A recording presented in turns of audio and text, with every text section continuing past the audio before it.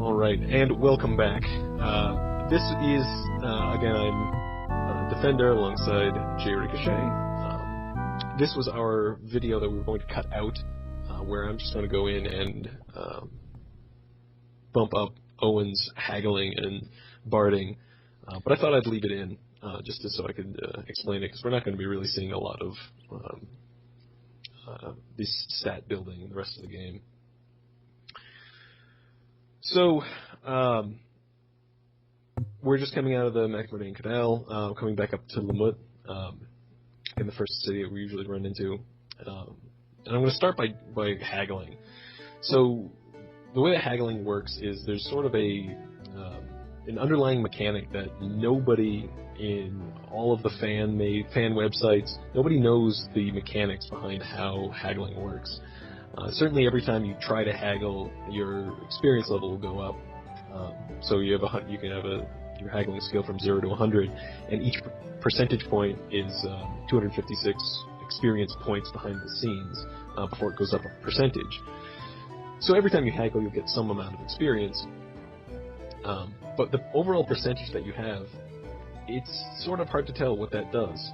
The higher percentage certainly will give you a better chance to successfully haggle, but the amount that it brings it down is totally random.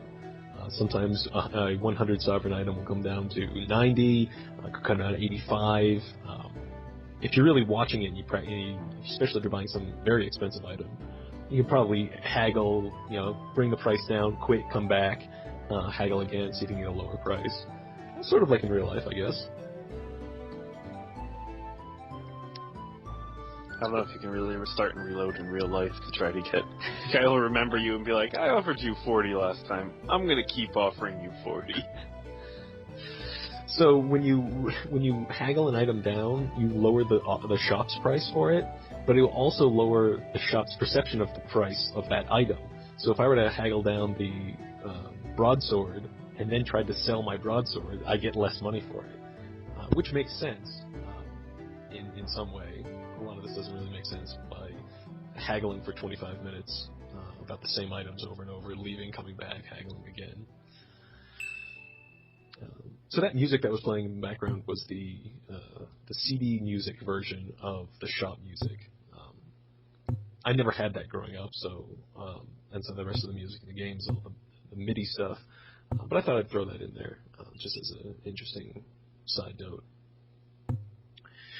So all of that time, it took me about 10 minutes to do that haggling. I brought his haggling up about 10%, which is pretty good, but I don't really need to bring it up any higher, like I said. It doesn't really match anything. Barding, on the other hand, I'll let you listen to the worst rendition.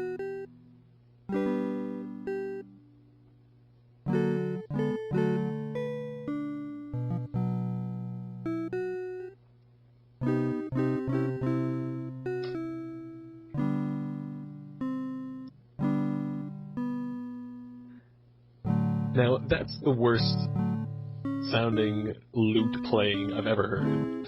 My brother used to play guitar at home, and... I was going to say, have you heard that much lute playing? Well, he had a mandolin. It's somewhat similar. It's basically a lute, yeah.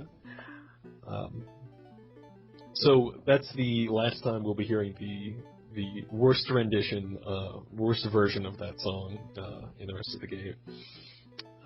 Because the more we practice, the better Owen will get.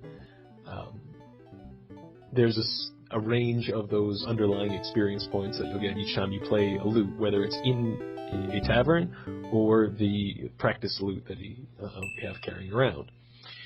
So I brought Owen's skill from 42 up to 46. If I were to play again at the inn, there's a cutoff point at 46% where you'll get. That's the lowest cutoff point. You'll get experience. That's a successful play. But beyond that, now that I've gotten all the free plays I can get out of the inn, I'm going to use the practice loop. You'll see, just like reading scrolls, it takes an hour. So playing this 20 times will take 20 hours. 20 hours of practicing the same damn song over and over and over and over. Till his fingers bleed and he's crying. He's like, I don't want to play anymore. He's like, you're going to make some money at the end.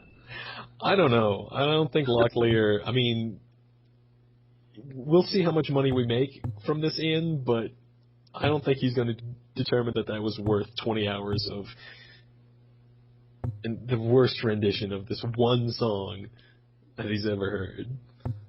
So we played 20 times, we got 10%, which is pretty good. Here we are back in Limud at nighttime. I think it's a nice touch. You see the alternate view of the town. So here's the next level. This time he'll press the tavern winch.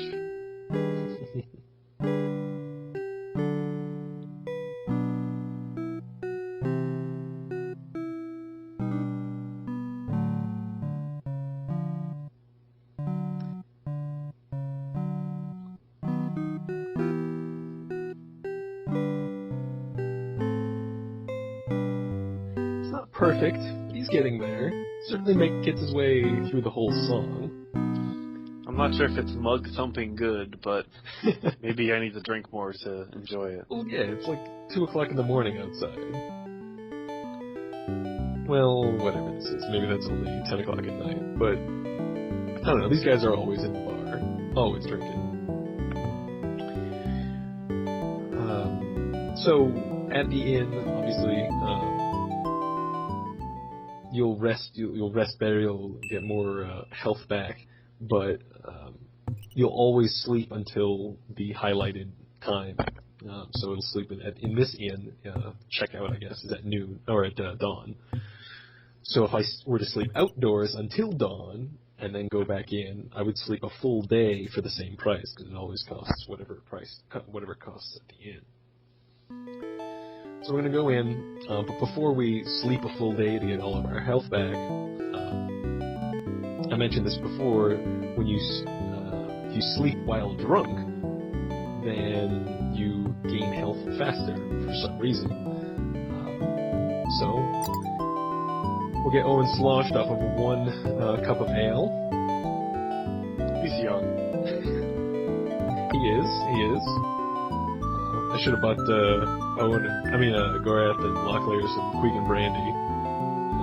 Just so that they, a little bit more deserving.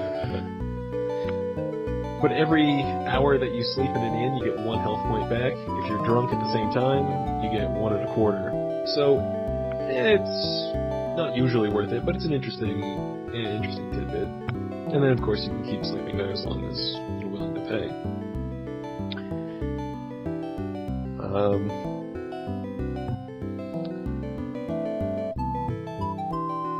The last thing is, if the barding in the game, you can only get money from an inn once per chapter. If you try it again, they'll just be playing for fun. This time Locklear picks it up. But every chapter that goes by, you can come back to the same inn and get a little bit more each time. Alright, that's going to do it for this lost episode. Until next time.